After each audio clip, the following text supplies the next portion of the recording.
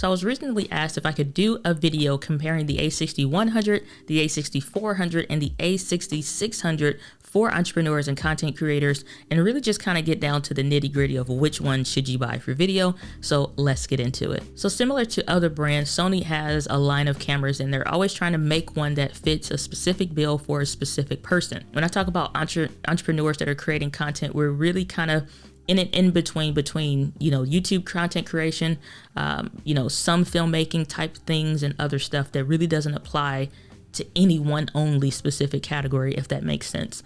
So I'm going to try to cover the things that are most important to us. So the a6600 is coming in at the #1 spot because it has the internal stabilization, meaning it has the motors to hold around the sensor, so it's a little bit more stabilized. You have the bigger Z-type batteries so that you can run for very long periods of time, even up to 2 hours recording.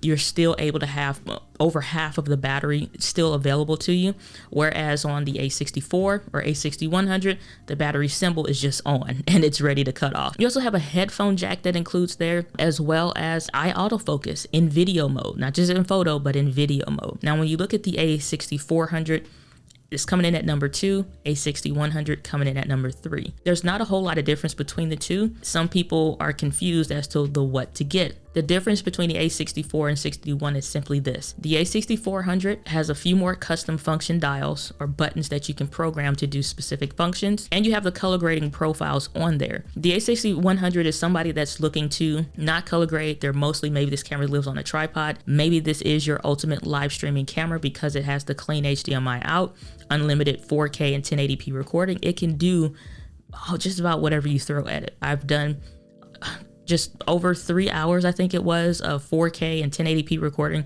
Camera never overheated. It just kept going, and it can charge internally via USB. It can do a whole bunch. The only difference between the a61 and 6400 is this. Do you plan to do all the videos yourself? Never get into color grading. It maybe pretty much is going to live on a tripod. A6100 is going to be for you. Do you plan to hire a video editor?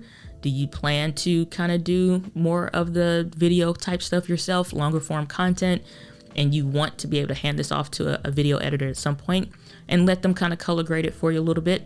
A6400 may fit the bill for you. And honestly, for the price that you get the a6400 at used, it's the same price that an a6100 would be. It's better to have the features and not need them versus need them and not have them. So let's say you're choosing between the a6600 and the a6400 now.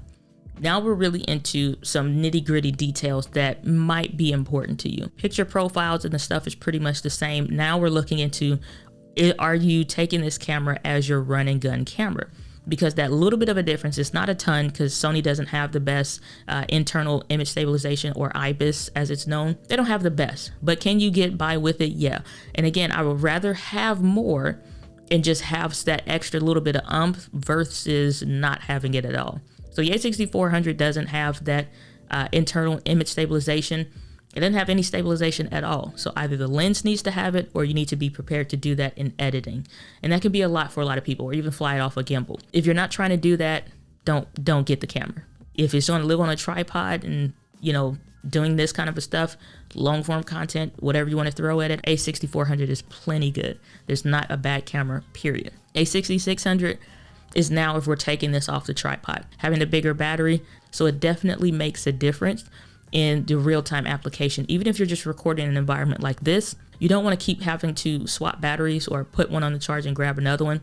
You only need one other battery and then you're good to go. You can't go wrong with any of these cameras. So let me know, what camera are you deciding on down in the comments. Let me know, and I'll see you guys in the next video.